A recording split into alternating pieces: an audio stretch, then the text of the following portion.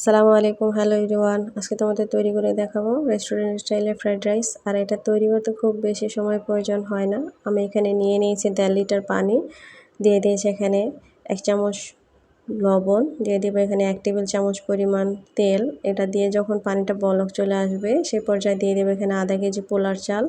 আমি চালটাকে ধুয়ে এরপরে পানি ছেঁকে নিয়েছিলাম। এবার এটাকে 80% সেদ্ধ করে নিব। চালটা যখন 80% সেদ্ধ হয়ে যাবে সে পর্যায়ে আমি এটা চালনিতে ছেঁকে নিব। দেখতেই পাচ্ছ আমার এটা প্রায় 80% সেদ্ধ হয়ে আসছে। এবার আমি এটা চালনিতে ছেঁকে পানিটা ঝরিয়ে এরপরে আমি ট্রেতে ঢেলে নিব এগুলো। এবার এগুলোকে আমি ফ্যানের বাতাসে রেখে দিব 3 ঘন্টার জন্য। এর মধ্যে আমি এটা আরও কয়েকবার নাড়িয়ে চাড়িয়ে দিব যাতে চালটা ঝরঝরে হয়। এরপর আমি এখানে দিয়ে দিয়েছি কড়াইতে তেল, আর দিয়ে দেবো এখানে 2টা ডিম। এবার ডিমটাকে সামান্য একটু লবণ দিয়ে ভেজে নিব, এটা ভেজে তুলে নিব।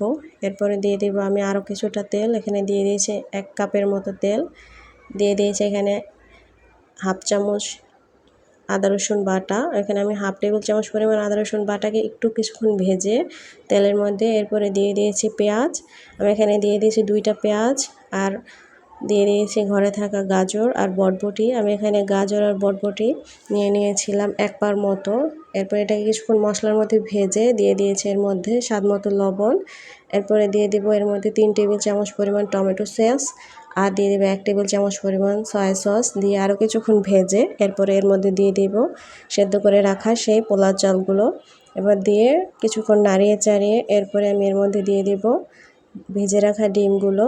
এবার ডিমগুলোকে দিয়ে আরও কিছুক্ষণ উল্টে পাল্টে এটাকে একদম মিডিয়াম আঁচে রেখে দেব এ পর্যায়ে, নয়তো তলায় লেগে যাবে। এবার আমি একদম মিডিয়াম করে এরপর এর মধ্যে দিয়ে দেব 2টা ম্যাগি মশলা, এটা একেবারেই অপশনাল। এরপরে আমি ম্যাগি মশলা 2টা দিয়ে নাড়িয়ে চাড়িয়ে মিডিয়াম আঁচে রেখে দিলে ব্যাস তৈরি হয়ে গেল আমার ফ্রাইড রাইস। আল্লাহ হাফেজ।